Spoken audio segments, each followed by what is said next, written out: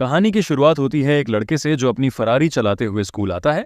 और इस किस्मत वाले लड़के का नाम कोई और नहीं बल्कि खुद शेन युआन है। सब लोग हैरान होकर उसकी तस्वीरें लेने लगते हैं। थोड़ी देर में फरारी से एक हॉट लड़की उतरती है। पास में खड़े लड़कों की शिकायतें करने लगते हैं। ये कमीना तो अभी अभी स्कूल में आया है और पहले से ही सेकेंड ईयर की सबसे सुंदर लड़की को डेट कर रहा है। एक चश्मा लगाए लड़के की आंखें कांपती हैं और वो कहता है, जिंदगी आसान हो जाती है जब तुम अमीर और खूबसूरत पैदा होते हो और जिसे चाहो चुन लो। लेकिन उसका दोस्त उससे असहमत होता है और कहता है, शेन युआन सिर्फ जिसे चाहता है उसे नहीं चुन रहा, वो सबको चुन रहा है। यहां तक कि फर्स्ट ईयर की लड़कियां भी नहीं बच रही हैं। अब हम देखते हैं हमारा लड़का अपनी गर्लफ्रेंड के साथ चल रहा है और बस यूं समझ लो वो लड़की काफी आत्मविश्वास से चल रही है, सीना उठाए हुए। बाकी लड़कियां उसे जलन से देख रही हैं और सोच रही हैं कि क्या उन्हें भी एक बार फिर से उसे पाने की कोशिश करनी चाहिए। एक लड़की लिपस्टिक लगाते हुए अपनी दोस्त से कहती है, हिम्मत मत हार, मौके खुद बनाने पड़ते हैं। उधर हमारा किंग बस खुश है, लेकिन ये उसकी शानदार जिंदगी ज्यादा लंबी नहीं चलती। जैसे ही हाई स्कूल खत्म हुआ और वो यूनिवर्सिटी गया, मजा खत्म हो गया। उसकी फैमिली जो 3 ट्रैवल एजेंसी चलाती थी वो दिवालिया हो गई और अब उनके ऊपर लाखों का कर्ज चढ़ चुका था।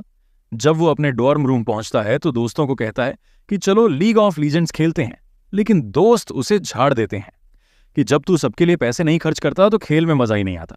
उसी समय ही उसे एहसास हो जाता है कि जब उसके पास पैसे नहीं रहे तो ये सब नकली दोस्त उसे छोड़ गए। लेकिन बुरी बात यह था कि उसके माता पिता और बहन अब एक तंग जगह में रह रहे हैं और उसे यूनिवर्सिटी के डॉर्म में रहना पड़ रहा है। अब वो आजादी जो उसे पहले महसूस होती थी गायब हो गई थी। उसे लग रहा था कि अब सब कुछ खत्म हो गया है। जब तक कि कुछ अजीब नहीं हुआ, वो एक लड़की की तरफ बढ़ता है जो दीवार से टिकी हुई थी। ये उसकी गर्लफ्रेंड थी जिसका वांचिंग नाम है और वो सीधा खबर देती है कि हमारा रिश्ता खत्म। वो कहती है, उम्मीद है कि तुम्हें कोई ऐसा मिल जाएगा जो तुम्हें और बेहतर समझ सके। बेचारा शेन युआन हैरान रह जाता है। वो कहता है, हम 3 साल से साथ थे, अचानक ब्रेकअप, तुम्हारा कोई दिल नहीं है क्या? लेकिन लड़की बेरहमी से जवाब देती है, हमारा रिश्ता कभी सच्चे प्यार पर बना ही नहीं था और अगर दोबारा कभी मिले तो मुझे किंग मत बुलाना, मुझे वैसे निकनेम्स बिल्कुल पसंद नहीं। वो वहां से निकलने ही वाली होती है और कहती है कि अब दोबारा मत दिखना। शेन युआन थोड़ी देर शांत रहता है और जैसे ही वो लड़की कार का दरवाजा खोलने लगती है, वो उसे रोकता है। वो पूछती है, क्या चाहिए? शेन कहता है, वो सारे महंगे डिजाइनर बैग लौटा दो जो मैंने तुम्हें दिए थे। इस पर लड़की भड़क जाती है और कहती है, 3 साल तक डेट करने के बाद कम से कम इतना तो हक है कि ये सब कचरा अपने पास रख सकूं। शेन कहता है, अगर लौटाना नहीं चाहती तो चलो एक आखिरी एडवेंचर पर चलते हैं। लेकिन वो और भी गुस्से में कहती है, सीधे नर्क में जाओ। तभी कार में बैठा एक लड़का उसे चिंग कहकर बुलाता है और अंदर आने को कहता है और साथ ही शेन युआन से पूछता है, तुम भी चलोगे क्या? शेन को एकदम से एहसास होता है कि जब उसने किंग कहा था तो लड़की ने ड्रामा किया था, लेकिन जब ये लड़का कह रहा है तो कोई दिक्कत नहीं। फिर भी शेन शांत रहता है और कहता है, कोई बात नहीं, मेरा घर पास ही है। फिर वो कार का दरवाजा खोलता है और लड़का से कहता है, इसका ख्याल रखना, ये बहुत अच्छी लड़की है। फिर वो उस लड़के की तरफ देखता है और कहता है, वैसे उसकी पसंदीदा कॉन्डम्स मिंट फ्लेवर की है और ज्यादा महंगा लिंगरी मत खरीदना। उसे वो असहज लगता है और उसके पसंदीदा रोल प्ले डॉक्टर और पुलिस अफसर हैं। ये सब सुनकर कार में बैठा लड़का चिढ़ जाता है और गुस्से से दरवाजा बंद कर देता है। शेन वहीं खड़ा सोचता है कि उसने तो बस मदद करनी चाहिए थी और वांचिंग शायद उसने वही किया जो उसे ठीक लगा। अब उनका एक दूसरे से कोई लेना देना नहीं है, इसलिए वो उसे एक बेहतर जिंदगी की शुभकामनाएं देता है। हमारा लड़का एकदम इमोशनल सिग्मा मेल है, ब्रेकअप से बिल्कुल भी नहीं टूटा, उल्टा दोनों को जला गया और आराम से चला गया। शेन युआन वहीं खड़ा होता है, अपनी पुरानी जिंदगी को याद करते हुए वो सोचता है, अब सब खत्म हो चुका है। लेकिन तभी कुछ अजीब होता है। अचानक एक रहस्यमय सिस्टम प्रकट होता है और कहता है, शायद हर किसी को एक परफेक्ट लाइफ जीने का मौका मिलना चाहिए। और तभी सिस्टम की स्क्रीन उसकी आंखों के सामने हवा में तैरती है। परफेक्ट लाइफ सिस्टम लॉर्ड हो रहा है। शेन युआन हैरान रह जाता है। वो अपनी आंखें मलता है, उसे यकीन नहीं होता कि ये सब क्या हो रहा है। उसकी आंखों के सामने अचानक उसकी खुद की प्रोफाइल स्क्रीन खुलती है। नाम शेन युआन, उम्र 21 साल, कद 1.82 मीटर। वो सोचने लगता है, ये मैं क्या देख रहा हूं, मेरे स्टैट्स क्यों आ रहे हैं, और वैसे भी किसी को इससे फर्क भी क्या पड़ता है। अभी वो सब समझने की कोशिश कर ही रहा होता है कि सिस्टम फिर बोलता है, एक परफेक्ट लाइफ जीने के लिए सिर्फ पैसे की जरूरत नहीं होती, बल्कि विपरीत लिंग से मिलने वाली प्रशंसा भी चाहिए होती है। अब सिस्टम उसे पहला मिशन देता है, किसी ऐसी लड़की पर पैसे खर्च करो जिसकी एफिनिटी स्कोर, आकर्षण स्तर कम से कम 60 हो। जो भी राशि तुम उस पर खर्च करोगे वो 3 गुना होकर तुम्हारे पास वापस आएगी, और अगर उस दौरान उसका आकर्षण स्तर और बढ़ता है तो तुम्हें उसका डबल यानी 6 गुना मिलेगा। शेन युआन अब थोड़ा घबरा जाता है। वो चारों तरफ देखने लगता है कि अब ये अफिनिटी स्कोर कैसे पता चलेगा। तभी उसे सामने एक लड़की दिखाई देती है, कॉलेज की काउंसलर, जिसे लोग मजाक में ट्रैश टियर काउंसलर कहते हैं, लेकिन मैं कहूं तो इसमें कूड़े जैसा कुछ भी नहीं है। ये तो पूरी टॉप टियर क्वीन लगती है। वो लड़की मुस्कुराकर कहती है, शेन युआन, असली मर्द वही होता है जो एक ब्रेकअप के बाद भी टूटे नहीं डटकर खड़ा रहे। सिर्फ इसलिए परेशान मत हो कि किसी लड़की ने तुम्हें छोड़ दिया है। शेन युआन उसकी बात सुनकर थोड़ा असहज महसूस करता है, लेकिन फिर अचानक उसे उसके सिर के ऊपर एक छोटा दिल दिखाई देता है जिसमें लिखा है 65, यानी उसका एफिनिटी स्कोर। वो सोचता है शायद ये सिस्टम सचमुच असली है। काउंसलर फिर मुस्कुराकर कहती है, हिम्मत मत हारो, ये हालात तुम्हें नहीं तोड़ सकते। शेन थोड़ा शर्मिंदा सा मुस्कुराता है और धीमे से कहता है, शुक्रिया, लेकिन मन ही मन वो सोचता है शायद मुझे अब इस मौके का फायदा उठाना चाहिए। तभी काउंसलर पूछती है, तुमने स्कॉलरशिप के लिए अप्लाई किया था ना? चिंता मत करो, वो जल्द ही अप्रूव हो जाएगा। लेकिन अब शेन युआन को उस सिस्टम पर इतना भरोसा हो चुका है कि वो तुरंत जवाब देता है, कोई बात नहीं, अब मुझे उस स्कॉलरशिप की जरूरत नहीं है। वैसे भी हमारे घर पर जो करोड़ों का कर्ज है उसके सामने स्कॉलरशिप क्या मायने रखती है। ट्रैश टियर क्वीन कहती है, अगर तुम्हें कभी कोई परेशानी हो, चाहे पढ़ाई में हो या प्यार में, तो बेझिझक मेरे पास आ जाना। वो मुस्कुराती है और वहां से चलने लगती है। शेन युआन मन में सोचता है, ये तो पूरी तरह सिस्टम की शर्तों पर खरी उतरती है। अब अगर मैं इस पर खर्च करूं तो पैसा 3 गुना हो जाएगा। अब वक्त आ गया है टेस्ट करने का। वो उसका हाथ पकड़ता है और कहता है, आपके हौसला देने वाले शब्दों के लिए शुक्रिया। क्या तुम मेरे साथ बाहर बबल टी पीने चलोगी? और देखो, इसने अभी से इन्वेस्ट शुरू कर दिया। फिर शेन उसे बबल टी देता है। काउंसलर थोड़ा शर्मा जाती है, लेकिन उसकी आंखों में खुशी साफ झलकती है और शेन युआन का दिमाग तुरंत हिसाब लगाने लगता है। मेरे पास अभी 87 युआन है, यानी करीब $15। अगर 3 गुना हो गया तो $45 हो जाएगा। अब शेन सोचता है, अगर मैं इस पर और खर्च करता रहूं तो मेरा पैसा लगातार बढ़ता जाएगा। ये वही मौका है जिससे मैं अपने घर का कर्ज उतार सकता हूं। अब वक्त आ गया है अपने पुराने शेन युआन को फिर से लाने का, बल्कि उससे भी बेहतर बनने का। लेकिन एक छोटी सी दिक्कत है कि 99 को मल्टीप्लाई से कोई बड़ा गेम नहीं बदला जा सकता। अब उसे चाहिए ज्यादा पैसा और कोई परफेक्ट टारगेट। तो अब ये दीवाना लड़का सीधे लोन शार्क्स के पास जाता है, बैंकों से उधार लेता है और किसी तरह 49,000 का इंतजाम कर लेता है। ये जोखिम बहुत बड़ा है, जान भी जा सकती है, क्रेडिट भी बर्बाद हो सकता है। लेकिन शेन युआन सोचता है, या तो सब कुछ जीतूंगा या सब हार जाऊंगा।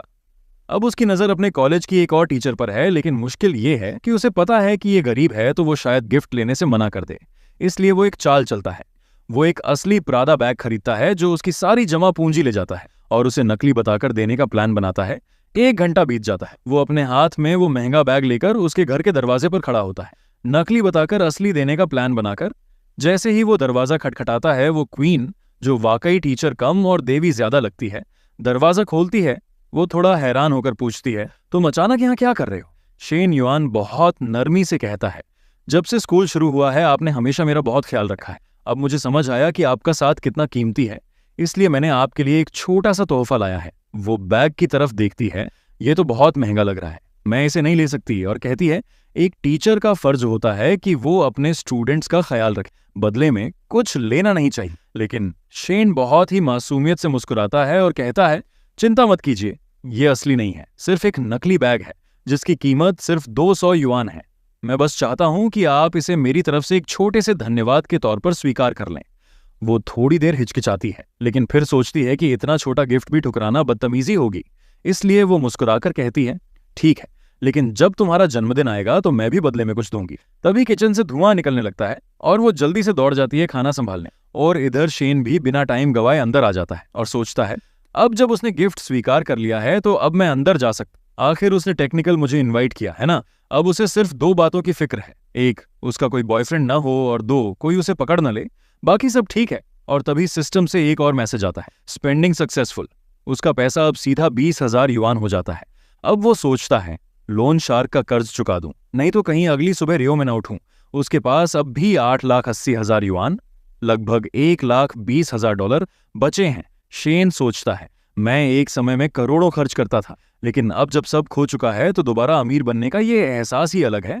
और इतने में टीचर ली उसे कहती है, क्यों ऐसे मोबाइल घूर रहे हो, आकर बैठो। तभी शेन कहता है कि मैं जानना चाहता हूं कि तुम्हारा बॉयफ्रेंड कहाँ है। वो लड़की जो अब भी खाना बना रही है कैजुअली कहती है, मेरा कोई बॉयफ्रेंड नहीं है। शेन के चेहरे पर एक शैतानी मुस्कान आती है। तभी वो झटपट किचन की ओर बढ़ता है और मदद करने की पेशकश करता है कि मैं तुम्हारी एप्रन उतारने में मदद कर दूं। लेकिन एप्रन उलझा हुआ होता है और निकालना आसान नहीं होता। वो दोनों उसी उलझी हुई एप्रन के साथ झंझट में पड़े होते हैं। तभी अचानक दरवाजा खुलता है और वहां एक और क्वीन प्रकट होती है। वो गुस्से से चिल्लाती है, ये कमीना कर क्या रहा है? ये नई लड़की काउंसलर ली की बहन ली मिंग है। और वो पूरी तरह तैयार होकर घर में दाखिल होती है। सीन बड़ा अजीब होता है। एक अजनबी लड़का उसकी बहन के घर में किचन में एप्रन निकालते हुए, ली शाओ काउंसलर, उसे कहती है, आओ खाना खा लो। तभी शेन युआन तुरंत जवाब देता है, अरे नहीं नहीं, मैं कुछ कर नहीं रहा था, और ऑकवर्ड सा एक हल्की मुस्कान देता है। ली मिंग बिना वक्त गंवाए अपनी बहन को गले लगाकर कहती है, चलो खाना खाओ। लेकिन उसकी नजर शेन युआन पर टिकी रहती है और उसकी आंखें साफ कह रही हैं, मुझे इस लड़के पर भरोसा नहीं है। शेन को महसूस होता है कि माहौल अब गर्म होने लगा है, तो वो समझदारी से फैसला करता है कि अब यहां से निकल जाना बेहतर होगा। इससे ली शाओ को अजीब लगता है और सोचती है, अभी तो ये भूखा था लेकिन अब भूख नहीं रही। ली शाओ हैरान हो जाती है। ली मिंग फिर फुसफुसाती है, इससे दूरी बनाकर रखो, ये लड़का अजीब है। काउंसलर कहती है, वो बस एक स्टूडेंट है, ऐसा कुछ नहीं है। लेकिन उसकी बहन जिद पर अड़ी रहती है और कहती है, नहीं, मुझे पूरा यकीन है ये बंदा कुछ गड़बड़ कर रहा था। अब शेन युआन बाहर निकल चुका है और उसकी सबसे बड़ी चिंता है कि अब अगली लड़की कौन हो सकती है जिस पर वो खर्च करके अपना पैसा बढ़ा सके। वो सोचता है, ली शाओ के साथ अभी कोई गहरा रिश्ता नहीं है, इसलिए ज्यादा निवेश करना फिलहाल जोखिम भरा हो सकता है।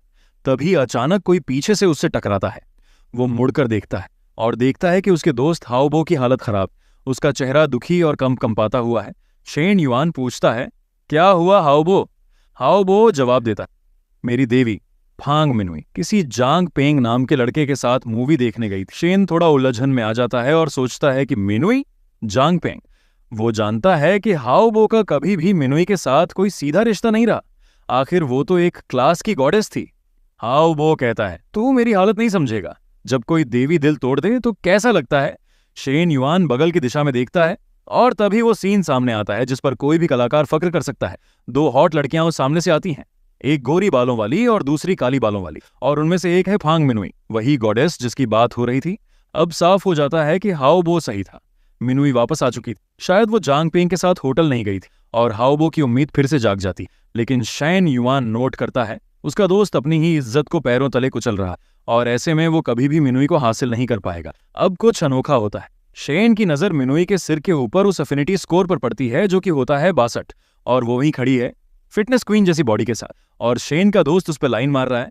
मिनुई की फ्रेंड पूछती है, तुम्हें पता चला शेन युआन को उसकी गर्लफ्रेंड ने छोड़ दिया? मिनुई सोच में पड़ जाती है, हाँ मुझे याद है। अब एक फ्लैशबैक सामने आता है। मिनुई पहले शेन युआन पर मरती थी, वो उसके लिए पानी, जूस और जाने क्या क्या खरीदती थी, बस उससे बात करने का बहाना ढूंढने के लिए। शेन युआन सोचता है, ये लड़की तो पहले ही मेरी फैन थी, और वही फ्रेंड जो अभी उससे बात कर रही थी। अब शेन युआन के खिलाफ जहर उगलती है। ये तो अमीर था तब भी अकड़ू था, अब गरीब होकर और भी बदतमीज बन गया है।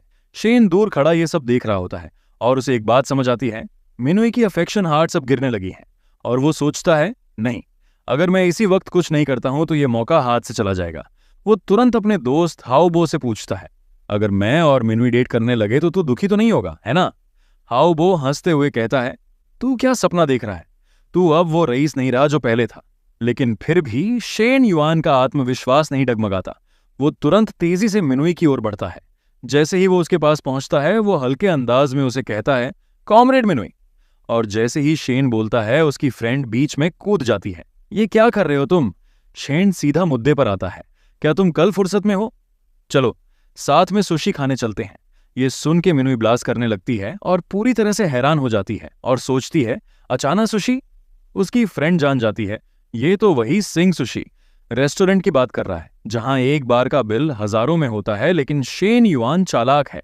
वो कहता है, असल में मुझे अपनी बहन के लिए गिफ्ट लेना है और तुम्हारी पसंद बहुत अच्छी है, इसलिए मैं चाहता हूं तुम मेरी मदद करो। और जैसे ही शेन युआन वहां से मुस्कुराकर चला जाता है, फ्रेंड फुसफुसाती है। अब वही फ्रेंड कहती है, सुशी मुफ्त में खाने को मिल रही है, जाना तो बनता है। मिनुई थोड़ा झिझकती है, लेकिन उसकी फ्रेंड अब पूरा 180 डिग्री घूम चुकी है। ठीक है, जांग पेंग अमीर होगा लेकिन बदसूरत है। शेन युआन भले अकड़ू हो लेकिन हैंडसम है, और सुशी तो सुशी है। सीन बदलता है। अगला दिन आता है और जैसा कि तय था, शेन युआन और मिनुई सुशी रेस्टोरेंट पहुंचते हैं। एकदम हाई क्लास जगह, जहां प्लेटें भी सोने की लगती हैं और माहौल ऐसा जैसे अमीरों की दुनिया में कदम रख लिया हो। रेस्टोरेंट के अंदर वेटर एक एक करके महंगे और सुंदर दिखने वाले डिशेस परोसते हैं। कैमरा उस पल पर रुकता है जब मिनुई कुर्सी पर बैठने वाली होती है, लेकिन बैठती नहीं, क्योंकि आर्टिस्ट जानबूझकर हर पल को बेहद रोमांचक बनाने में माहिर है। मिनुई अब जान चुकी होती है कि शेन युआन की फैमिली की फाइनेंशियल हालत बहुत खराब हो चुकी है। वो उसकी तरफ देखती है और कहती है, तुम्हें इतना पैसा खर्च नहीं करना चाहिए, तुम्हारी हालत। लेकिन शेन युआन के चेहरे पर कोई शिकन नहीं, उसके मन में बस सिस्टम की गणना चल रही होती है। वो सोचता है, मिनुई ने 2 महीने पहले मुझे गिफ्ट्स दिए थे, वो मुझे वाकई पसंद करती थी, अब यही मौका है उसे जीतने का। मिनुई पूछती है, तुमने मुझे अचानक डिनर पर क्यों बुलाया, और ये बहन को गिफ्ट दिलाने की बात क्या है?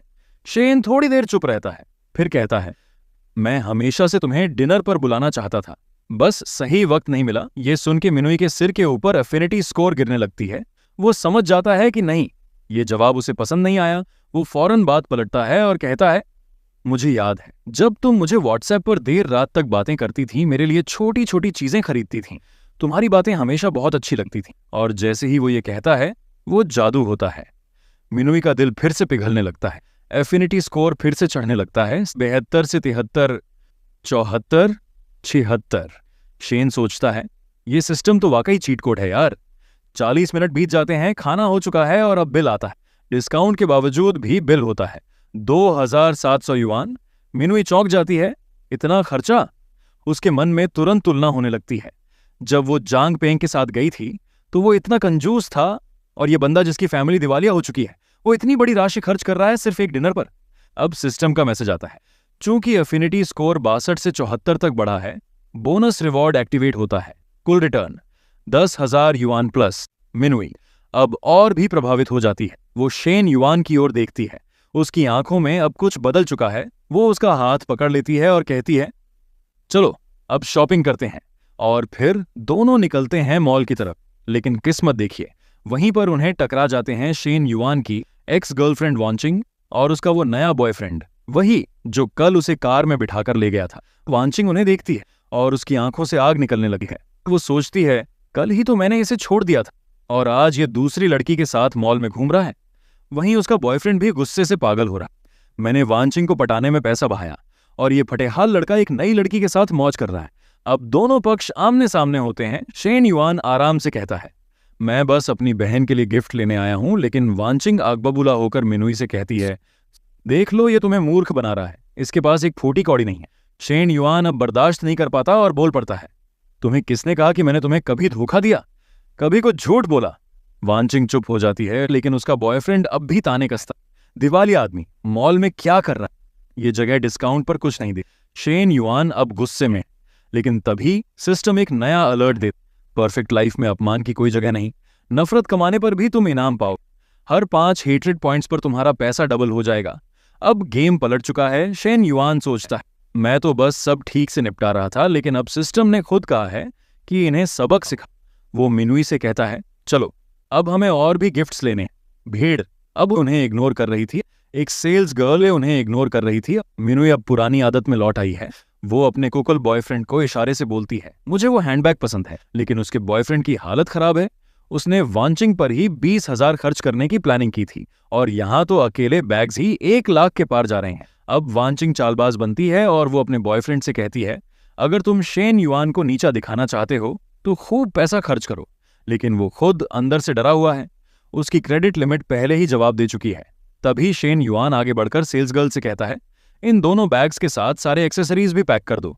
पूरा मॉल सन्न रह जाता है। भीड़ अब उन्हें नोटिस करने लगी है। सब कह रहे हैं, वो तो वही पुराना अमीर लड़का है, वापस आ गया क्या? एक सेल्स गर्ल जो पहले उन्हें इग्नोर कर रही थी अब दौड़कर आती है। सेल्स गर्ल के हाथ कांपने लगते हैं। सर, कुल कीमत है बहुत ज्यादा। लेकिन शेन युआन पहले ही अपना कार्ड आगे बढ़ा चुका होता है, सीधा स्कैन करो। अब मॉल का माहौल पूरी तरह से बदल चुका है। सेल्स गर्ल, जिसकी आंखों में अब लालच और हैरानी दोनों है, कांपते हाथों से कहती है, सर, आप सच में दोनों बैग्स और सभी एक्सेसरीज खरीदना चाहते हैं? शेन युआन एकदम कोल्ड लहजे में जवाब देता है, हाँ, और इनका बिल एक ही बार में कर दो। फिर वो धीरे से कार्ड उसके हाथ में थमा देता है, जैसे ये कुछ बहुत ही आम सी बात हो। दूसरी तरफ वांचिंग और उसका बॉयफ्रेंड वहीं जमकर खड़े रह जाते हैं। उनके चेहरे पर भूचाल सा आ जाता है। वांचिंग के दिमाग में बवंडर चल रहा है, ये कैसे हो सकता है? ये तो बर्बाद हो चुका था। और अब उसका बॉयफ्रेंड बड़बड़ाता है, जरूर इसने पैसे उधार लिए होंगे, ये तो नाटक कर रहा है। लेकिन शेन युआन अब इस पूरे खेल का मास्टर बन चुका है। वो उस आदमी की तरफ देखता है और मुस्कुराकर कहता है, भाई साहब, मेरी खरीदारी पर ध्यान मत दो, अपनी लेडी को खुश करने के लिए खुद कुछ खरीदो। अगर तुम सच में अमीर हो तो कम से कम 7 लाख युआन तो खर्च करने ही चाहिए, नहीं तो बात कुछ अजीब लगेगी, है ना? अब गेम पूरी तरह पलट चुका है। अब वांचिंग अपने नए बॉयफ्रेंड की ओर देखती है और जोर से कहती है, चलो दिखाओ अपनी अमीरी, दिखाओ कितना पैसा है तुम्हारे पास। लेकिन उसका हालत अब बिल्कुल हारी हुई लग रही है। असल में उसने जो कार किराए पर ली थी वो भी एक महंगे लोन पर था। उसकी जेब खाली है, क्रेडिट कार्ड की लिमिट फुल हो चुकी है।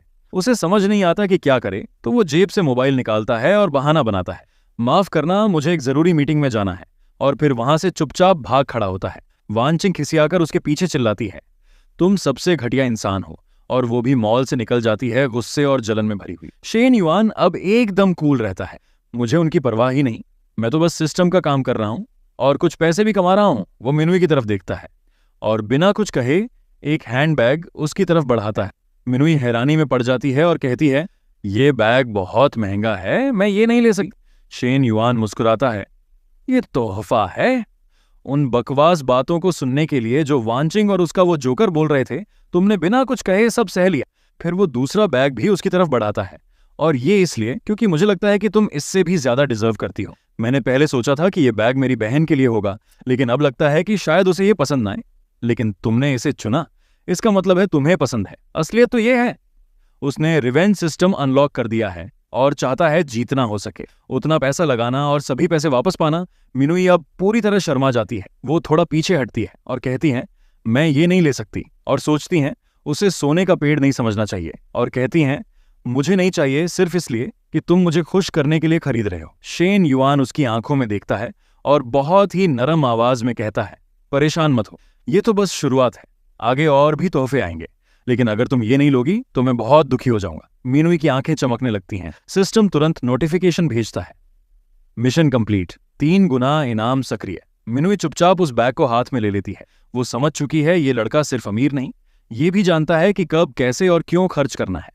वो सोचती है, ये कोई आम लड़का नहीं है, शायद मैं सच में किसी परफेक्ट मनी ट्री से टकरा गई हूं। शेन युआन अब हल्के अंदाज में कहता है, अब वापस स्कूल चलते हैं, अगर आज और कुछ खरीदा तो ये ज्यादा हो जाएगा। मिनुई सिर हिलाती है, लेकिन उसकी नजरें शेन युआन से हट नहीं रही होती। वो अब उसके लिए सिर्फ एक अमीर लड़का नहीं बल्कि एक अनदेखा खजाना बन चुका है।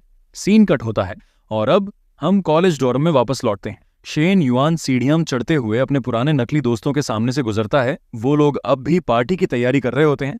तभी वो शेन को देख कहते हैं, आज रात म्यूजिक इतना जोर से चलाएंगे कि अगर वो गरीब भी सुन ले तो जल जाएगा। शेन युआन चुपचाप अपने कमरे में चला जाता है। अब उसे न उनकी परवाह है न उनके मजाक की। जैसे ही वो अंदर आता है, उसका दोस्त कहता है, सुनने में आया है कि वो जांग पेंग आज स्कूल की सबसे सुंदर लड़की के साथ बाहर गया है और सबको दिखा रहा है। शेन युआन सिर्फ मुस्कुराकर जवाब देता है, चिंता मत कर, उसकी रॉयल लाइफ अब खत्म होने वाली है, मिनुई उसके पास नहीं मेरे पास आएगी।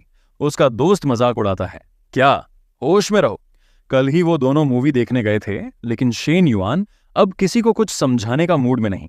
वो मन ही मन सोचता है, समय आने पर सब देखेंगे। अब कहानी घर की ओर बढ़ती है। शेन युआन अपने घर वापस जाता है।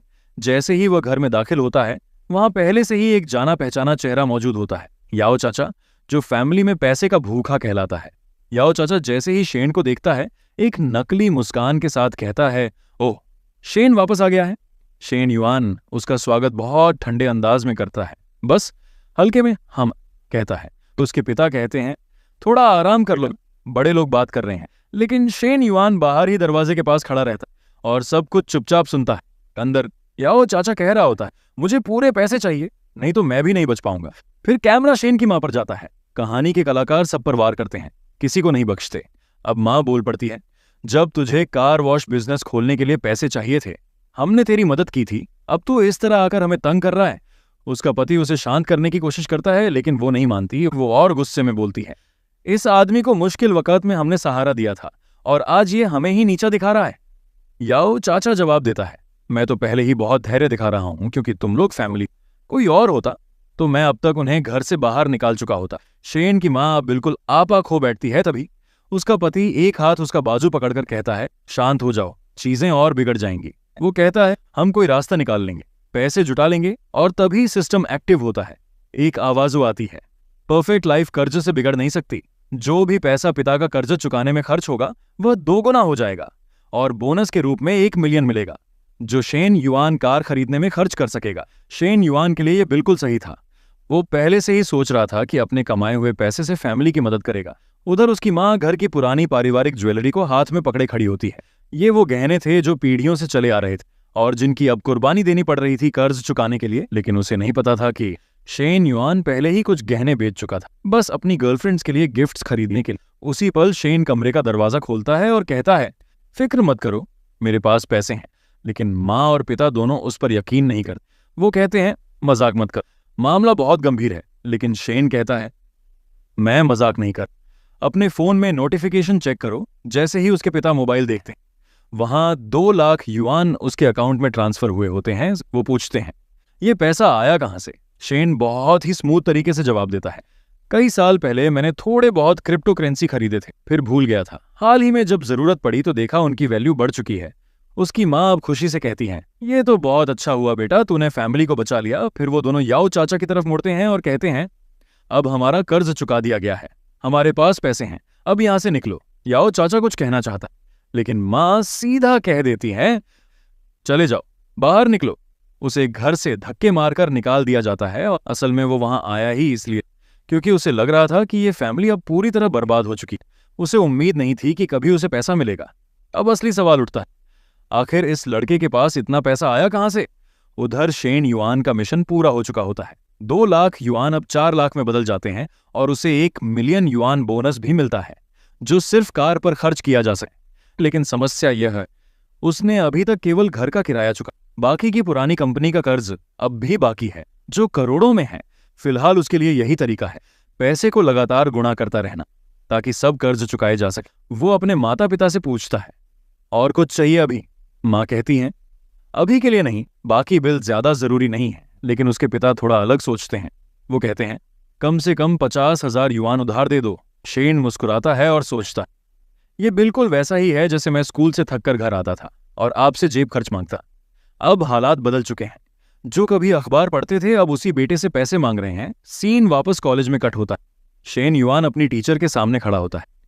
वो वही टीचर है जिसकी क्लास में हर स्टूडेंट एकदम ध्यान से बैठता है।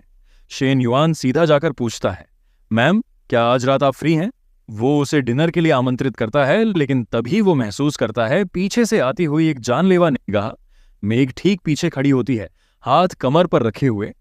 शेन युआन तुरंत स्थिति समझ जाता है और कहता है, ओह, मुझे अभी याद आया कि मुझे पढ़ाई करनी है, मैं चलता हूं, और चुपचाप वहां से निकल जाता है। पीछे से मेघ सीओ से कहती है, देखा, ये लड़का किसी गलत इरादे से ही आया था, ये अपनी टीचर को डिनर पर बुला रहा था। अब कैमरा कट होता है। शेन युआन सोच रहा होता है, आज का दिन वाकई पागलपन भरा रहा। मैं पूरे दिन इधर उधर दौड़ता रहा और अब पसीने पसीने हो गया हूं। वो याद करता है कि पहले वो फेरारी चलाता था, बिजनेस मीटिंग्स करता था, लग्जरी जिंदगी जीता था। अब हालात बिल्कुल पलट गए हैं।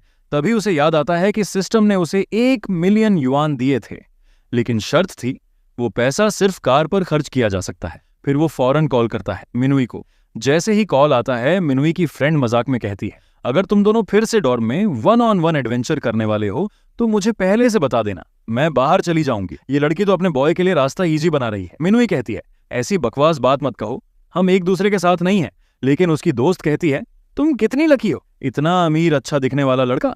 और मुझे पता है अब आगे क्या होने वाला है। अगला सीन में शेन युआन और मिनुई कार डीलरशिप पहुंचते हैं। जैसे ही वे अंदर आते हैं, एक सेल्समैन दौड़ कर आता है। वो मिनुई को पहचानता है। मिनुई हल्के उसे कहती है, हाय मिस्टर किम। वो सेल्समैन वही आदमी होता है जो मिनुई के स्कूल में था और अक्सर मिनुई पर लाइन मारता था। वो अब शेन युआन की तरफ देखता है और जानना चाहता है, ये लूजर कौन है जो साथ में आया है। शेन युआन बहुत शांति से कहता है, हाय, मेरा नाम शेन युआन है। अब सेल्समैन पूछता है, कौन सी कार देखनी है? शेन युआन जवाब देता है, मैं M9 देखना चाहता हूं। अगर मैं गलत नहीं हूं तो वो एक BMW है। सेल्समैन जानता है कि उसका जो कीमत लगभग 6 लाख युआन है। वो मन ही मन सोचता है, ये गरीब लड़का इसे खरीदने नहीं आया है, बस दिखावा कर रहा है इस लड़की के सामने। वो उसी समय सोचता है, हो सकता है अब मिनुई समझ जाए कि मैं कितना अमेजिंग सेल्समैन हूं। मेरी महीने की इनकम 10,000 से ज्यादा है वो मिनुई से बात करने के लिए पास आता है और कहता है, काफी वक्त हो गया हमसे बात किए हुए, लेकिन मिनुई सीधे मना कर देती है। माफ कीजिए, आज कुछ और प्लान है। उससे पहले कि वो कुछ और कहे, शेन युआन बोल पड़ता है, क्या मैं इसे टेस्ट ड्राइव कर सकता हूँ? अब वो सेल्समैन भड़क जाता है और सोचता है, ये लड़का बीच में कूद पड़ा और मेरी पूरी फ्लर्टिंग खराब कर दी। असल में शेन युआन भले कुछ समय के लिए गरीब रहा हो, लेकिन वो हमेशा से अमीर रहा है। अब वो इस सेल्समैन की बदतमीजी से तंग आ चुका है। वो सीधा रिसेप्शन डेस्क पर जाता है और कहता है, मुझे किसी ऐसे व्यक्ति से बात करनी है जो वाकई कार बेचना जानता हो। अब एक नई सेल्स गर्ल आती है, नाम होता है चेन्ना, जो इस डीलरशिप की टॉप सेल्स पर्सन होती है। वो कहती है, मैं आपकी क्या मदद कर सकती हूँ? शेन युआन उसे देखकर एक पल को चौंक जाता है, क्योंकि वो बेहद खूबसूरत होती है, जैसे किसी मॉडल की तरह। इधर पुराना सेल्समैन घबरा जाता है। उसका एक साथी उससे पूछता है, तू उसे क्यों छोड़ आया? वो खरीदने ही आया था, लेकिन वो कहता है, मुमकिन ही नहीं कि कोई गरीब लड़का M9 खरीदे। वो तो बस लड़की को इम्प्रेस कर रहा है। अब कार के अंदर चेन्ना शेन युआन को डिटेल्स समझा रही होती है, लेकिन शेन उसे सुन ही नहीं रहा होता। असल में वो सोचता है, ये लड़की मिनुई से भी ज्यादा खतरनाक लगती है। ये डीलरशिप की लड़कियां हो तो कभी कभी टारगेट पूरा करने के लिए कस्टमर के साथ कुछ भी कर जाती हैं, लेकिन शेन इंटरेस्ट नहीं होता है। फिर चेन्ना पूछती है, क्या आपको कार की डिटेल्स पसंद आई? शेन कहता है, मुझे ज्यादा फर्क नहीं पड़ता, मुझे बस ये जानना है कि ये कार अभी उपलब्ध है या नहीं, क्योंकि मैं इसे आज ही घर ले जाना चाहता हूँ। वो कंफ्यूज हो जाती है, क्योंकि ज्यादातर लोग टेस्ट ड्राइव में 36 अलग कार और घंटे लगाने के बाद भी डिसीजन नहीं ले पाते हैं। वो माफी मांगती हैं और कहती हैं, हमारे पास स्टॉक में नहीं है, लेकिन मैं दूसरी ब्रांच से मंगवा सकती हूँ। शेन कहता है, ठीक है, लेकिन जितना जल्दी हो सके करो। वो बताती है कि 50,000 युआन की डिपॉजिट लगेगी। शेन कहता है, चिंता मत करो, और पेमेंट के लिए तैयार हो जाता है। वो पैसे ट्रांसफर कर देता है और चेन्ना डीलरशिप के हॉल में चल देती है। पीछे से वही पुराना सेल्समैन पूछता है, डील कैसी गई? वो जवाब देती है, आसान थी, उसने कार खरीद ली। एक दूसरा सेल्समैन सुन लेता है और चौंक जाता है, क्या तुमने उससे सिर्फ 2 मिनट बात की थी? उधर मिनुई का सिंप लड़का कहता है, ये लड़का फ्रॉड है, पेमेंट के समय भाग जाएगा। लेकिन चेना कहती है, नहीं, उसने कहा है कि वो पूरा पेमेंट करेगा। उसी पल पुराना सेल्समैन समझ जाता है कि उसने भारी गलती की है। अब चेना शेन के पास जाती हैं और धन्यवाद देते हुए कहती हैं, अगर कभी आपको सवारी की जरूरत हो या कोई मदद चाहिए तो मुझे मैसेज कर देना। मिनुई अब जलन में बोल पड़ती है, उसे तुम्हारा नंबर नहीं चाहिए, वैसे भी हम टैक्सी से लौट रहे हैं। चेना समझ जाती है कि उसने गर्लफ्रेंड को चिढ़ा दिया है। बाहर निकलते हुए शेन मिनुई से कहता है, कुछ खाना खा लें? शेन, युआन और मिनुई जब कार शॉप से बाहर निकलते हैं तो शेन नोट करता है कि मिनुई थोड़ी खामोश है। वो सोचता है, उसे थोड़ा गुस्सा है और शायद जलन भी हो रही है। वो धीरे से कहता है, छोड़ दो ना, वो तो सिर्फ एक ग्राहक और सेल्स गर्ल के बीच की बातचीत थी। मिनुई सीधा जवाब देती है, मुझे नहीं लगता कि वो सिर्फ ग्राहक और सेल्स गर्ल वाली बात थी। वो आगे कहती है, तुम तो बहुत खुश होकर कार की डिटेल्स डिस्कस कर रहे थे। शेन युआन जवाब देता है, वो तो मेरी आदत है, मैं लोगों की बातें ध्यान से सुनता हूं, लेकिन रियल में वो झूठ बोल रहा होता है, क्योंकि उसने कार के बारे में एक भी बात नहीं सुनी थी। उसी वक्त मिनुई को एहसास होता है कि वो थोड़ा ज्यादा रिएक्ट कर रही है। वो सोचती है, मैं पागलों जैसी हरकत कर रही हूं, हमारे बीच कोई ऑफिशियल रिश्ता भी तो नहीं है, तो जलन की कोई वजह भी नहीं बनती। लेकिन फिर वो ये भी जानती है कि शेन युआन का ये बड़ा बड़ा पैसा उड़ाने वाला अंदाज लड़कियों का ध्यान खींचता है, और अगर मैं उसे नहीं रोकूंगी तो कोई और उसे ले जाएगी। अब शेन युआन माहौल को हल्का करने की कोशिश करता हूं। वो कहता है, चलो कुछ खा लेते हैं, उसके बाद मॉल चलेंगे तुम्हारे लिए, कुछ गिफ्ट खरीदने। मिनुई कहती है, नहीं जरूरत, तुमने तो कल ही मेरे ऊपर बहुत खर्च कर दिया, मुझे ज्यादा सामान की जरूरत नहीं। शेन अब थोड़ा साइकोलॉजिकल कार्ड खेलता है। वो कहता है, तुम एक ही बैग लेकर पूरे हफ्ते बाहर नहीं जा सकती ना, तुम्हें हफ्ते के हर दिन के लिए एक बैग चाहिए। और फिर सोचता है, वैसे भी उस पर खर्च करना मेरे लिए अच्छा है, क्योंकि इससे मेरी अफिनिटी बढ़ती है और साथ ही मेरा पैसा डबल हो जाता है। अब दोनों एक रेस्टोरेंट में बैठे हैं। शेन युआन बहुत सामान्य ढंग से पूछता है, तुम क्या पीना चाहोगी, गर्म या ठंडा? जैसे ही मिनुई ये सवाल सुनती है, वो एक पल के लिए जम सी जाती है। वो मन ही मन सोचती है, क्या ये कमीना पूछ रहा है कि मैं पीरियड पर हूं या नहीं? असल में कुछ चीनी डेटिंग गेम्स में एक ट्रेडिशन है, अगर कोई लड़का लड़की से पूछे गरम या ठंडा पीना है और लड़की कहे गरम, तो मतलब होता है वो पीरियड पर है, और अगर कहे ठंडा तो मतलब फ्री है। मिनुई थोड़ी सोचकर जवाब देती है, ठंडा ड्रिंक लूंगी। ये सुन शेन युआन अंदर ही अंदर मुस्कुराता है। वो सोचता है, बस यही जवाब मैं जानना चाहता था। फिर वो मजाकिया लहजे में कहता है, अब शायद मुझे सीधे बोलना पड़ेगा, मैं 2 महीने से खुद को रोक रहा था, अब और नहीं, रेस्तरां वाले सीन के थोड़ी देर बाद अब दोनों शहर में एक साथ घूम रहे होते हैं। अब तक शेन युआन बहुत कुछ खर्च कर चुका होता है, बैग्स, पेंडेंट्स, नेकलेस, सब कुछ। मिनुई बस खड़ी सोच रही होती है, ये लड़का बहुत अच्छा है, सिर्फ कुछ ही दिनों में मेरे ऊपर 80,000 युआन खर्च कर चुका है। उधर शेन युआन के पास पहले से ही 2 मिलियन युआन होते हैं। उसे कार पर खर्च करने के बाद सिस्टम से 1.6 मिलियन वापस मिल गए थे और साथ ही उसका अकाउंट भर गया है। वो बिल्कुल सीधे अंदाज में कहता है, शायद आज की रात मुझे डॉर्म में वापस जाने का अच्छा मौका है। और फिर सोचता है, अगर मैं खेलने को तैयार हूं तो वो स्कोर करने को तैयार है। मिनुई एक हल्की सी मुस्कान देती है।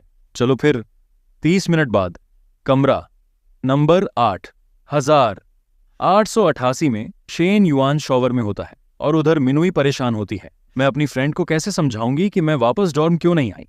शेन युआन जैसे कोई इंडियन फुटबॉलर की तरह बाहर निकलता है और कहता है, अब गेम शुरू होता है। वो टचडाउन के लिए जाता है। 30 मिनट गुजर जाते हैं और फिर वो कहता है, ये मैच शानदार था, लेकिन तुम भी एक टॉप टियर प्लेयर निकली। अब मैं थोड़ा थक गया हूं। मिनुई मुस्कुराती है और कहती है, अब दूसरा हाफ शुरू करते हैं। शेन युआन गुजारिश करता है, क्या मुझे 30 मिनट का ब्रेक मिल सकता है? लेकिन बहुत देर हो चुकी होती है। अगली सुबह शेन युआन की मुस्कान देखते ही बनती है। इतना सब खर्च करने के बाद अब उसके अकाउंट में 2.5 मिलियन युआन जमा हो चुके होते हैं। उसका दोस्त पूछता है, तू कहाँ था यार, डॉर्म वापस क्यों नहीं आया? उसी वक्त वो उसे दिखाता है कि जेंगपिंग नाम का लड़का एक नई कार खरीदकर सबको दिखा रहा है। शेन युआन बस कंधे उचकाकर कहता है, वो पागल है, दिखावा करता है, पर मुझे उसकी कार की कोई परवाह नहीं। तभी कोई उसे ड्रिंक्स के लिए बुलाता है और फिर सिस्टम की आवाज आती है, एक परफेक्ट लाइफ सिर्फ लड़कियों का ध्यान खींचने से नहीं बनती, तुम्हें बिजनेस में भी सफल होना होगा। अब उसे 1 मिलियन युआन दिए जाते हैं इन्वेस्टमेंट के लिए, लेकिन शर्त यह है, उसे पूरा पैसा 1 हफ्ते में खर्च करना है और जो भी मुनाफा कमाएगा वो डबल होगा। वो सोचता है, ये मिशन तो बढ़िया है, क्योंकि मैं खुद चाहता हूं कि अब गिफ्ट्स पर खर्च करना बंद करके कोई असली इनकम का जरिया शुरू करूं। उसे ड्रिंक्स पर बुलाने वाला लड़का होता है ली युआन, उसका पुराना जानकार। दृश्य बदलता है। अब सब लोग इकट्ठा हैं ड्रैगन के प्राइवेट बार जेनबो में। एक लड़का हवाईयन व्हाइट शर्ट वाला कंप्लेन करता है कि किसका इंतजार कर रहे हो, मैं भूखा मर रहा हूं। सूट पहना हुआ लड़का हाय कहता है, जरूरी लोग आने वाले हैं। कैप पहना एक और लड़का भी हामी भरता है। तभी ली युआन सबको शांत करते हुए कहता है, थोड़ा इंतजार करो, शेन युआन रास्ते में है। लेकिन गुआंगो नाम का लड़का मुंह बनाकर कहता है, उसे बुलाने की जरूरत ही नहीं, उसका परिवार तो दिवालिया हो चुका है, वो यहां क्यों आ रहा है? यू मंग जवाब देता है, तेरा इससे कोई मतलब नहीं, मैं सारा खर्चा उठा रहा हूं तो चुपचाप बैठ। फिर वो सीधा उस गुआंगो से कहता है, तू सोचता है तेरे पास फैक्ट्री वाले एयरबैग्स वाली गर्ल है तो तू बहुत बड़ा आदमी बन गया। वो लड़की भी तंग आ चुकी होती है और सोचती है, ये गुआंगो मुझे बार बार छूता है, लेकिन सीरियसली डेट करने को तैयार नहीं है। उसी वक्त कोई पूछता है, हाय की गर्लफ्रेंड कहाँ है? वो कहता है 10 मिनट में आ रही है। गुआंगो इसे भी नापसंद करता है क्योंकि हाई की गर्लफ्रेंड टॉप क्लास है। शेन युआन अब अंदर आता है। वो जानबूझकर पुराने फटे हुए कपड़े पहनकर आया होता है, जैसे कि वो गरीब हो गया हो। वो माफी मांगते हुए कहता है, माफ करना, लेट हो गया, रास्ते में खराब ड्राइवर्स थे। गुआंगो फिर भी ताना मार देता है, अगर तेरे पास पर्सनल ड्राइवर होता तो ये नहीं होता। तभी दरवाजा खुलता है। कार डीलरशिप वाली लड़की चेन्ना अंदर आती है। वो माफी मांगते हुए कहती है, माफ करना, देर हो गई। हाय मुस्कुराता है और सोच रहा होता है, इन लोगों को कंपटीशन का मतलब नहीं पता। मेरे पास अब पैसे भले कम हों, लेकिन गर्लफ्रेंड तो सबसे बेस्ट है। पर अफसोस, उसकी गर्लफ्रेंड चेन्ना अब भी शेन युआन की तरफ देख रही होती है। वो सोचती है, ये वही लड़का है जिसने मुझसे कार खरीदी थी, लेकिन वो उसे नजरअंदाज करके सीधे अपने बॉयफ्रेंड के पास जाती है। कम से कम ये वफादार तो है। कुछ समय बाद ली युआन बताता है कि उसने सबको एक इन्वेस्टमेंट अपॉर्चुनिटी के लिए बुलाया है। वो कहता है, इस प्रोजेक्ट के लिए 2.4 मिलियन चाहिए होंगे। मैं उम्मीद कर रहा हूं कि हर कोई 7 लाख युआन लगाए। सब चुप हो जाते हैं। कोई कहता है, साले तू 7 लाख मांग रहा है, कम से कम ये तो बता क्यों। असल में सब जानते हैं कि युआन हमेशा बेकार इन्वेस्टमेंट करता है, क्योंकि वो आमतौर पर अपने पापा के पैसे से खेलता है। इस बार कोई साथ नहीं देना चाहता। कमरा शांत हो जाता है। जब उसने ज्यादा पैसा लगाता है तो सब दौड़कर आते हैं। अब बराबर बांटने की बात आई तो सब पीछे हट गए हैं और वो पूछता है, आखिर सब शांत क्यों हो गए? कोई कुछ बोल क्यों नहीं रहा? गुआंगो बोलता है, मैं नहीं लगा रहा, मैं फिलहाल पैसा सेव कर रहा हूं। बाकी सब भी यही बोलते हैं, रिस्क लेना अभी ठीक नहीं, नुकसान नहीं झेल सकते। शेन युआन अब पूछता है, अगर मैं 7 लाख लगाऊं तो बदले में क्या मिलेगा? सब फिर चुप हो जाते हैं। गुआंगो कहता है, तू झूठ मत बोल, सब जानते हैं तेरे पास पैसे नहीं है। कैप वाला लड़का शेन के कंधे पर हाथ रखता है, भाई जाके मुंह धो ले, नशे में लग रहा है। हाय समझाने की कोशिश करता है, बिजनेस में चीजें जटिल होती हैं। 7 लाख कभी भी गायब हो सकते हैं, पर वहीं पीछे चेन्ना सब देख रही होती है। वो सोचती है, इसने तो कल ही 6 लाख में कार खरीद ली थी, शायद इसके लिए 7 लाख बड़ी बात नहीं है। फिर भी वो चुप रहती है। तभी शेन कहता है, मैं पैसे ट्रांसफर कर चुका हूं। ली युआन, जिसने सबको इन्वेस्टमेंट के लिए बुलाया था, फोन चेक करता है और स्क्रीन स्टेडियम की लाइट की तरह चमक उठती है। नोटिफिकेशन आ चुका था, ट्रांजैक्शन सक्सेसफुल। वो तुरंत गुआंगो को दिखाता है। गुआंगो का आत्मा शरीर छोड़ने को होता है। वो कांपने लगता है। पास खड़ी चेना सब देख रही होती है और सोचती है, सबके चेहरे क्यों बदल रहे हैं। अब पूरा ग्रुप गुआंगो से जवाब मांगने लगता है कि ये क्या हुआ। यहां तक कि हाय भी अब उत्सुक हो गया है। गुआंगो हाइप बढ़ाना नहीं चाहता, इसलिए कहता है, खुद ही समझो क्या हुआ। मुझे कुछ नहीं कहना, लेकिन अंदर ही अंदर वो भी सोचता है, इस कमीने ने इतनी बड़ी रकम कैसे निकाली। तभी ज्याओ जियांग, कैप वाला लड़का आता है। वो पूछता है, सब लोग ऐसे अजीब बर्ताव क्यों कर रहे हैं। फिर वो फोन को देखता है और कहता है, मुझे अचानक कुछ याद आ गया, मुझे घर जाना है। और एक एक करके सब निकलने लगते हैं। चलो फिर अगली बार मिलते हैं। हाय परेशान होता है, सब क्यों जा रहे हैं। चेना कहती है, हम भी जा रहे हैं, और वो बाहर निकल जाती है। हाय उसका पीछा करता है और कहता है, तुम्हें जाने की जरूरत नहीं है। पता भी नहीं कि उसने वाकई पैसे ट्रांसफर किए या नहीं। तभी चेना जवाब देती है, कल ही वो डीलरशिप पर आया था और कैश में कार खरीदी थी। हाय अब गुस्से में आ जाता है, लेकिन गुस्सा शेन युआन पर नहीं बल्कि अपनी गर्लफ्रेंड चेना पर होता है। वो कहता है, तुमने मुझे बताया क्यों नहीं कि वो अमीर है। अब चेना भड़कती है, अगर तुम्हें सिर्फ ये जानना है कि कौन अमीर है तो मैं जा रही हूं, अलविदा। अब कमरे में सिर्फ शेन युआन और ली युआन रह जाते हैं। ली युआन कहता है, अगर मुझे पता होता कि तू पूरा इन्वेस्ट करेगा तो मैं बाकी लोगों को बुलाता ही नहीं। शेन युआन मुस्कुराकर कहता है, कम से कम ये साबित हो गया कि वे भरोसे लायक नहीं है। अब वो पूछता है, बिजनेस प्लान क्या है। मैं सिर्फ इन्वेस्टर नहीं, स्ट्रैटेजी पर भी बात करना चाहता हूं। अब साफ हो जाता है, हम बार खोलने वाले हैं। ली कहता है, वे मिलकर चर्चा करते हैं, थीम क्या होगी, डेकोरेशन कैसे होगा, ऑपरेशन कैसे चलेंगे। 1 घंटा बीत जाता है।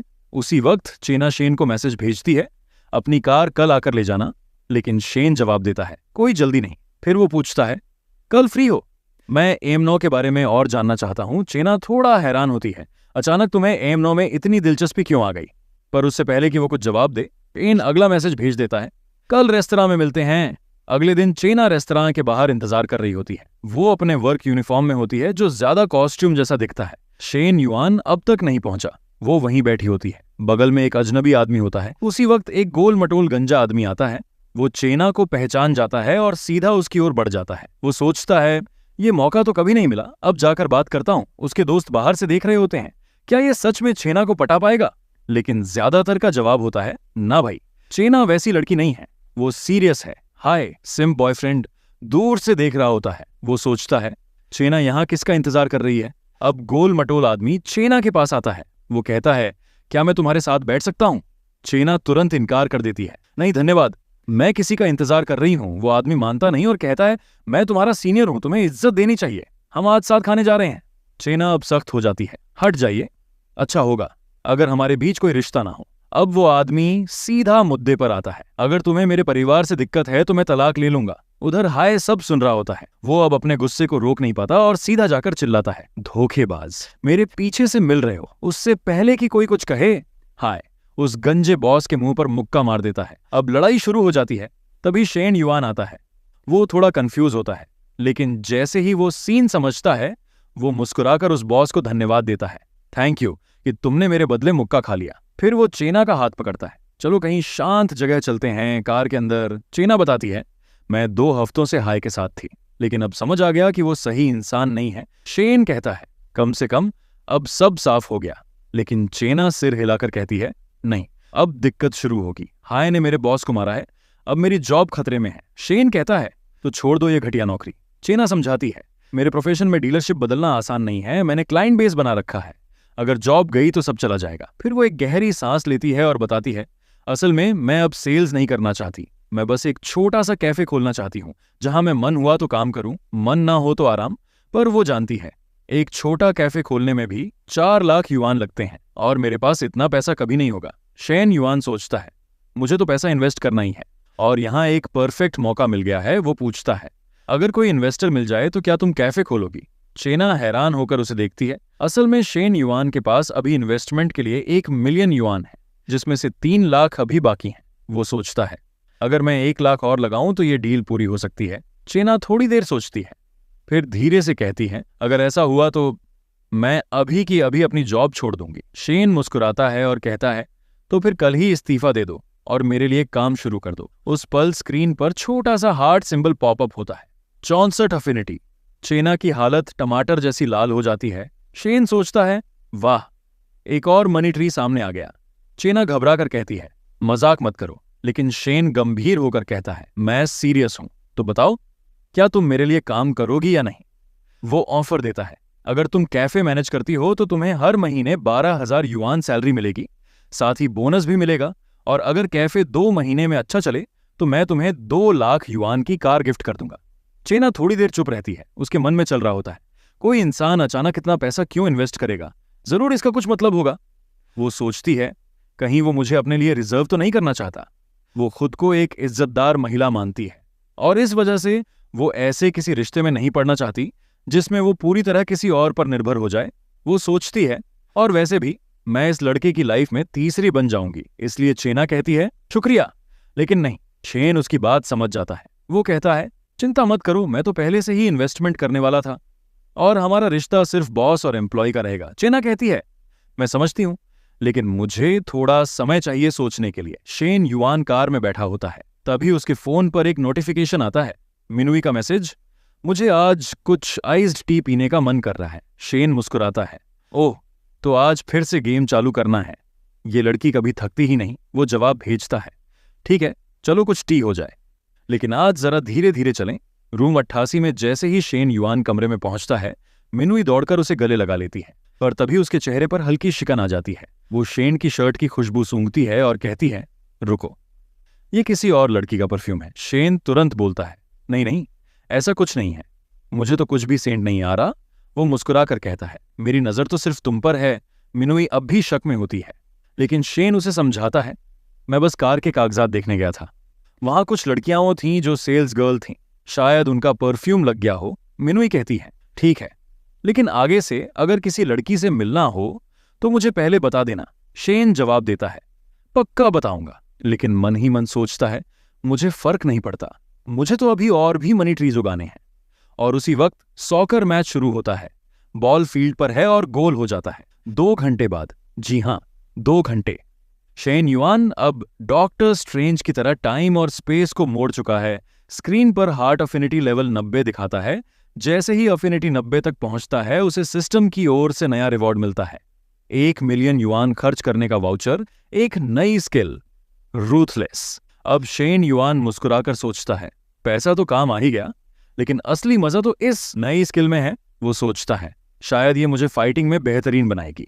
लेकिन जैसे ही स्किल एक्टिवेट करता है, उसके चारों ओर अजीब सी रोशनी होती है। पहले वो सोचता है, शायद ये स्किल मुझे फाइटिंग में बेस्ट बनाएगी, लेकिन सच्चाई कुछ और होती है। ये स्किल उसे दूसरी एक्टिविटीज वन में निर्दयी बनाती है। अब वह रूम में वापस लौटता है। Ruthless mode on. मिनुई उसकी पहली शिकार बनती है।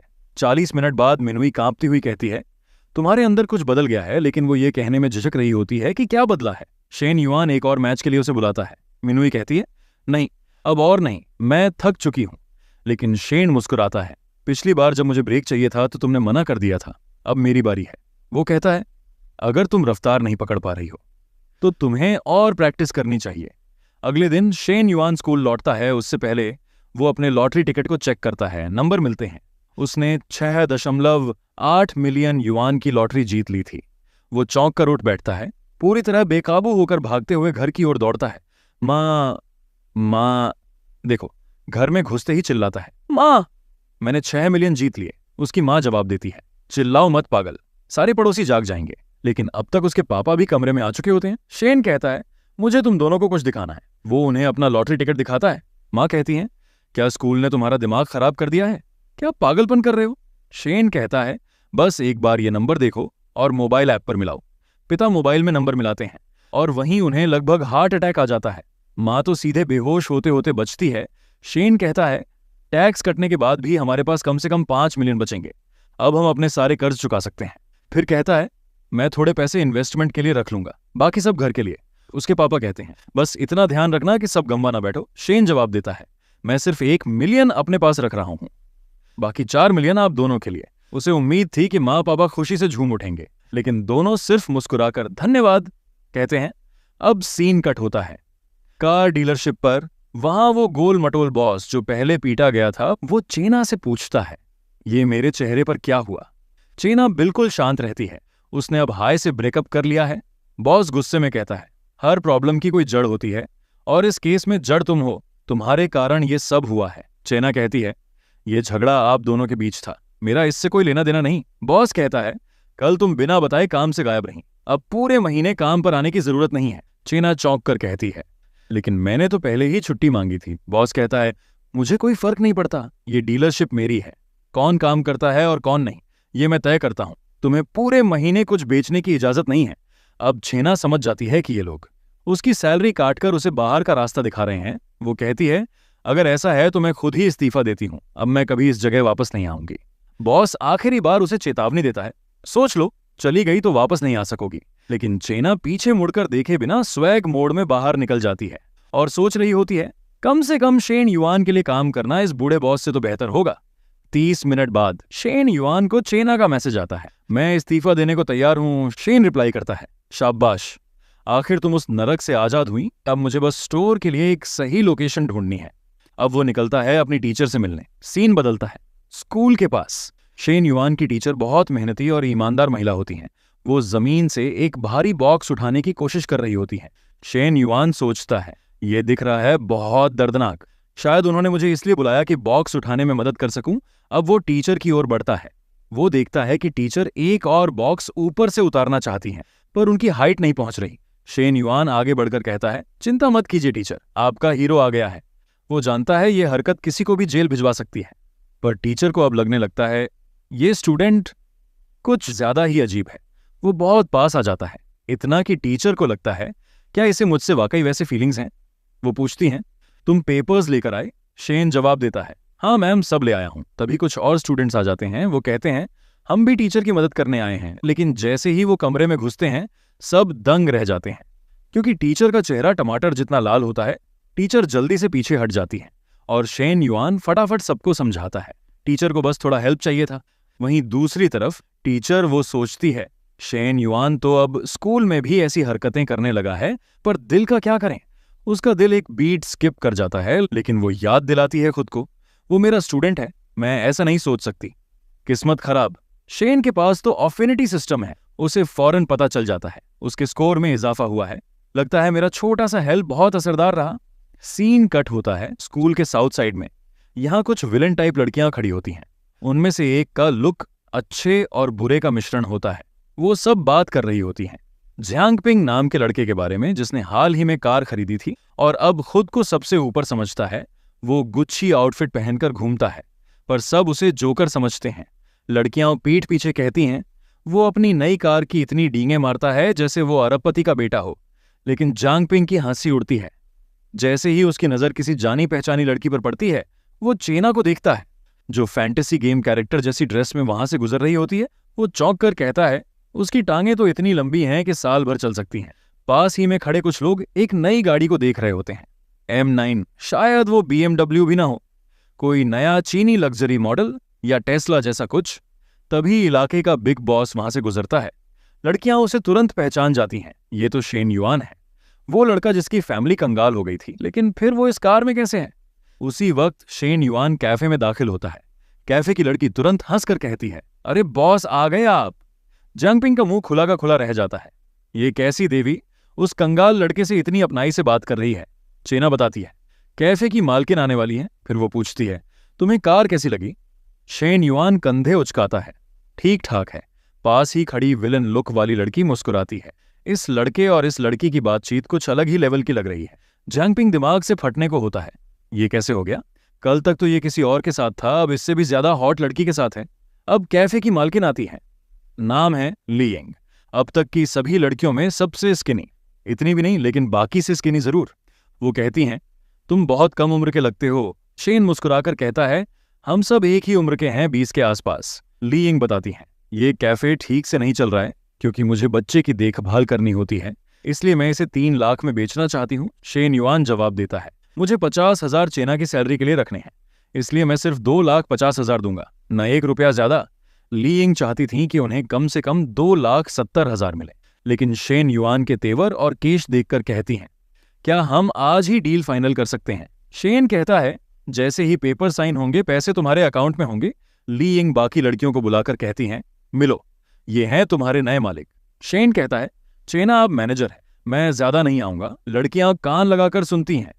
ये लड़का अपनी गर्लफ्रेंड के लिए 2,50,000 का कैफे 10 सेकंड में खरीद लिया। जियांगपिंग अब फूटने को होता है। तभी यूचांग को फोन आता है। वो खड़ी हो जाती है, मुझे ये कॉल लेना है। चेना फोन स्क्रीन देखती है और उसका चेहरा फ्रीज हो जाता है। ये वही आदमी था जिसने उसे डीलरशिप से निकाला था, एक नीच अमीर औरतबाज। शेन युआन गुस्से में सोचता है, उस हरामी के पास बीवी भी है और फिर भी काम पर लड़कियों को छेड़ता है। वो यूचांग को समझाना चाहता है, तुम्हारा रिश्ता इस आदमी से खतरनाक है, इतना पैसा और कोई परिवार नहीं, वो कभी भी कुछ भी कर सकता है। यूचांग रुककर कहती है, शुक्रिया, मैंने इस नजरिए से कभी नहीं सोचा था। शेन युआन अब 50,000 ट्रांसफर करता है सैलरी के लिए और कहता है, अब देखता हूं पहले हफ्ते में कैसा काम करती हो। अब उसने ऑफिशियली 1 मिलियन खर्च कर दिए हैं और बन गया है जूनियर इन्वेस्टर। लेकिन सिस्टम उसे अब नया टास्क देता है, अब तुम्हारे पास 10 मिलियन हैं, इन्हें इन्वेस्ट करो और जो मुनाफा होगा वो 3 गुना मिलेगा। इतना ही नहीं, अगर ये टास्क पूरा होता है तो तुम्हें एक मिस्ट्री इंडस्ट्री भी दी जाएगी। कुछ समय बाद यूचेन, कैफे वाली महिला, वापस आती है और शेन युआन से हाथ मिलाते हुए कहती है, शानदार बिजनेस हुआ, अब मैं जा रही हूं। शेन हाथ मिलाते वक्त सोचता है, इनके हाथ तो ऐसे हैं जैसे हड्डियां ही ना हों, बिल्कुल मुलायम। वो मन ही मन कुछ और सोच रहा होता है, लेकिन मुस्कुराकर कहता है, आपसे मिलकर अच्छा लगा, उम्मीद है फिर मिलेंगे। 30 मिनट बाद शेन चेना को एक रेस्टोरेंट में ले जाता है। हाँ, सिर्फ खाना खाने फिलहाल। चेना चारों तरफ देखकर कहती है, ये जगह तो बहुत महंगी है, क्या तुम अक्सर यहाँ आते हो? शेन सिर हिलाता है, नहीं, लेकिन आज जश्न का दिन है। वो चेना को घूरते हुए सोचता है, ये लड़की तो काफी आकर्षक है। मैंने 3 लाख युआन का कैफे खरीदा, हर महीने 12,000 की सैलरी दे रहा हूं, अब थोड़ा तो रिटर्न बनता है। अब वो चेना से पूछता है, तुम इतनी दूर क्यों बैठी हो, पास आकर बैठो ना। जैसे ही शेन कहता है, चेना धीरे धीरे उसके पास खिसक जाती है। वो पहले मेज के दूसरी ओर थी, अब एकदम बगल में।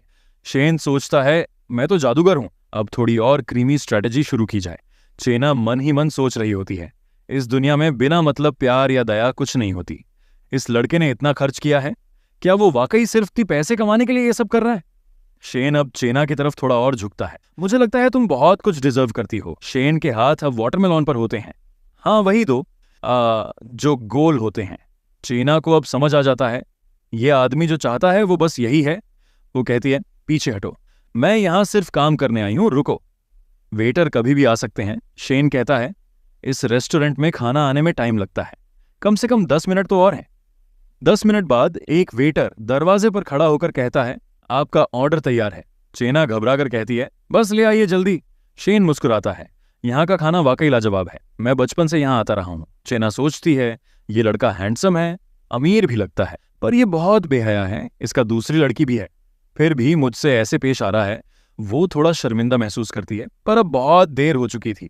बिल पे करते वक्त शेन बहुत आराम से पेमेंट करता है, क्योंकि उसे पता है कि पैसा ट्रिपल हो जाएगा। चेना सोचती है, इसने जितना इस डिनर पर खर्च किया है उतना मैं एक लग्जरी कार बेचकर कमाती हूँ। जैसे ही वे बाहर निकलते हैं, चेना कहती है, मैं कैफे लौटना चाहती हूँ, मालकिन से कुछ बात करनी है। शेन कहता है, इतनी देर हो गई है, अब शायद वो बंद कर चुकी होंगी, जाने का कोई फायदा नहीं। चेना कहती है, तुम ठीक कह रहे हो, तो फिर मुझे घर छोड़ दो। अब दोनों उसके अपार्टमेंट के बाहर पहुंचते हैं। चेना गाड़ी से उतरती है, ठीक है, अब अलविदा। शेन कहता है, रुको, मुझे बहुत प्यास लगी है, क्या थोड़ा पानी मिलेगा? चेना उसे घूरती है और कहती है, वो पानी जिसके लिए तुम आए हो वो सही नहीं है। शेन मासूम बनकर कहता है, क्या तुम्हारे घर में कोई लड़का है? वो जवाब देती है, नहीं, मैंने हाय से ब्रेकअप कर लिया है। शेन फिर पूछता है, तो फिर मुझे अंदर पानी पीने देने में क्या दिक्कत है? चेना रुकती है, सोचती है, क्या ये सच में सिर्फ पानी पीकर चला जाएगा? शेन मुस्कुराकर सिर हिलाता है, हाँ हाँ बिल्कुल, सिर्फ पानी। लेकिन अंदर ही अंदर वो खुद भी जानता है कि ये सिर्फ पानी की बात नहीं है। अब सीन अपार्टमेंट के अंदर शिफ्ट होता है, फुटबॉल का मैदान सेट है और गोल पूरी तरह से खुला पड़ा है। उसी वक्त हाय नीचे फूल लेकर खड़ा है। वो बहुत कॉन्फिडेंट होता है कि वो उसे मना लेगा। वो दरवाजा खटखटाता है, चेना, क्या तुम अंदर हो? कोई जवाब नहीं आता, लेकिन एक अजीब सी आवाज अंदर से आती है। वो हक्का बक्का रह जाता है। वो जोर से दरवाजा पीटता है और कहता है, अंदर कौन है? अपार्टमेंट के अंदर शेन युआन गुस्से से भरा होता है और सोच रहा होता है उस हरामी ने इसे धोखा दिया था। अब मुंह उठाकर यहां क्यों आया है? छेना कहती है लगता है कोई दरवाजे पर है। लेकिन शेन युआन मुस्कुराकर कहता है चिंता मत करो, मेरी सुनने की ताकत बहुत तेज है। ये पड़ोसी के दरवाजे की आवाज थी और इतना कहकर वो उसे उठा लेता है। उसी समय बाहर हाय दरवाजे के पास बैठ जाता है। वो सब कुछ सुन चुका था, वो बुरी तरह टूट चुका है। अब मेरा कोई चांस नहीं बचा। कुछ देर बाद सुबह का समय, चेना रसोई में उठकर खाना बना रही होती है। शेन युआन उठता है और सोचता है एक औरत के घर में उठना होटल से उठने से कहीं बेहतर है। और तभी सिस्टम की आवाज आती है, एक परफेक्ट लाइफ के लिए घर जरूरी है। अगर कोई आदमी खुद का ख्याल रखना चाहता है और उन औरतों का भी जो उसके पास आती हैं, तो उसके पास खुद की प्रॉपर्टी होनी चाहिए।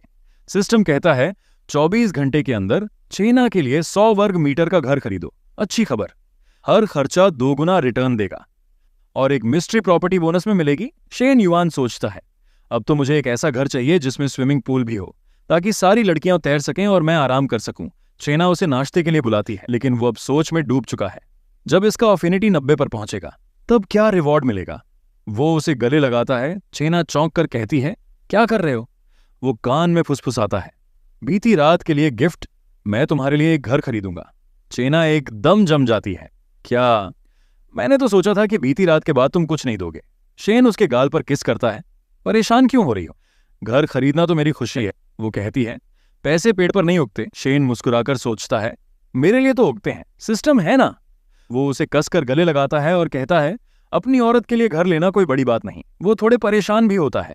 कल रात थोड़ी ज्यादा आवाज हो गई थी, शायद पड़ोसी सुन चुके होंगे, इसलिए हमें शिफ्ट करना होगा। अब चेना कहती है मेरी दोस्त मुझसे कैफे में मिलने वाली थी, तो उसे वो जगह देखनी थी, उसके बाद हम लोग जाकर घर देख सकते हैं। लेकिन शेन युआन सिर हिलाकर मना कर देता है, नहीं, घर खरीदना टाइम लेता है, पेपर वर्क और सब कुछ होता है, मैं पूरा दिन इसी में लगाऊंगा। चेना तुरंत अपनी दोस्त को मैसेज करती है मैं आज रात ही मिलूंगी। इस बीच उसकी दोस्त किन, जो लाल टोपी पहने होती है, एक दूसरी लड़की के साथ होती है जिसका नाम है मैंगो, एक लंबी पर्पल बालों वाली फिटनेस ट्रेनर। मैंगो कहती है शायद कैफे वाली डील नहीं बनी। किन कहती है कोई लड़का यूं ही 3 लाख खर्च नहीं करता। मैंगो जवाब देती है चेना झूठ नहीं बोलती, अगर वो कह रही है तो पक्का सच होगा।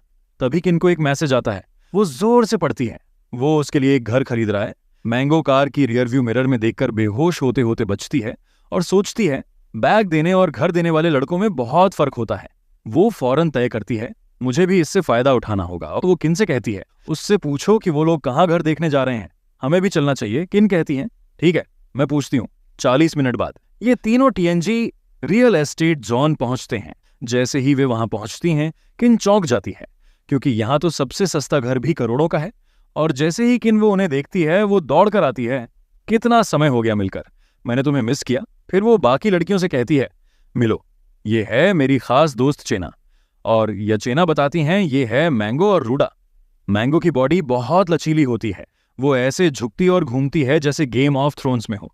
फिर वो शेन पे अटैक करती है और कहती है तुम्हारी बॉडी अच्छी है, पर तुम्हें मेरे जिम आना चाहिए और थोड़ा पसीना बहाना चाहिए। शेन युआन मुस्कुराता है अगर मैं तुम्हारे जिम आया तो वर्कआउट पर ध्यान लगाना मुश्किल हो जाएगा। मैंगो तुरंत समझ जाती है इसने तो चेना के सामने ही मुझसे फ्लर्ट कर लिया।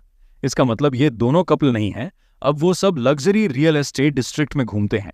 तीनों लड़कियां उसके साथ चल रही होती हैं और दूसरी तरफ से गरीब पति लोग उस पर गालियां बरसा रहे होते हैं। 3-3 देवियों के साथ घूम रहा है और ऐसे घर खरीद रहा है जैसे कुछ नहीं। ये तो सच में परफेक्ट लाइफ जी रहा है। वहां की रियल एस्टेट एजेंट आकर पूछती है क्या आप शुरुआती मॉडल देखना चाहेंगे?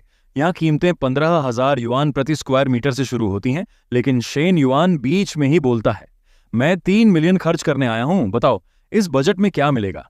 एजेंट मुस्कुराती है तो आइए मैं आपको वीआईपी सेक्शन दिखाती हूं। अब सब एक लग्जरी सोफे पर बैठे होते हैं। रियल एस्टेट एजेंट उन्हें 165 स्क्वायर मीटर का घर दिखाती है। कीमत 2 करोड़ 9 लाख युआन। चेना उसका हाथ पकड़ती है इतना महंगा मत खरीदो, ये बहुत ज्यादा है। लेकिन शेन युआन कहता है फिक्र मत करो, मुझे सिर्फ एक आरामदायक घर चाहिए। बाकी लड़कियां जलने लगती हैं। देखो तो चेना इसे पैसे बचाने की सलाह दे रही है और ये आदमी फिर भी घर खरीदने चला है। सच में ये तो सच्चा मर्द है। लेकिन वो जानता है कि बिना मोल भाव के लोग उसे बेवकूफ समझेंगे, क्योंकि ये चीन है। यहां अगर तूने आखिरी दम तक मोल भाव नहीं किया तो अमीर या गरीब नहीं, तू मूर्ख कहलाता है। इसलिए शेन एजेंट से कहता है डिस्काउंट की बात करते हैं। वो पूछती है क्या आप आज ही डील फाइनल करना चाहते हैं? शेन कहता है डिस्काउंट की जरूरत नहीं, मुझे बस एक्स्ट्रा पार्किंग चाहिए, क्योंकि वो जानता है कि इस घर में उसे और भी इन्वेस्ट करना पड़ेगा। मैंगो अब भी पीछे हटने को तैयार नहीं। वो बार बार बाल झटकती है, हंसी बिखेरती है। शेन उसे देखता है और सोचता है, क्या ये लड़की दिमागी तौर पर ठीक है? लेकिन फिर वो नोटिस करता है कि मैंगो कुछ अजीब हरकतें करती है और उसे समझ आ जाता है ये लड़की भी खेल खेल रही है। वो सोचता है ये समझदार है, लेकिन अभी ध्यान भटकाने का वक्त नहीं। मुझे तो आज 3 मिलियन का कॉन्ट्रैक्ट साइन करना है। तो दोस्तों, आगे क्या होने वाला है ये तो आगे का वीडियो देखने के बाद ही पता चलेगा। इसलिए चैनल को सब्सक्राइब कर दो और वीडियो अच्छा लगा तो लाइक कर दो, नहीं तो मेरी आत्मा तुम्हारा पीछा करेगा।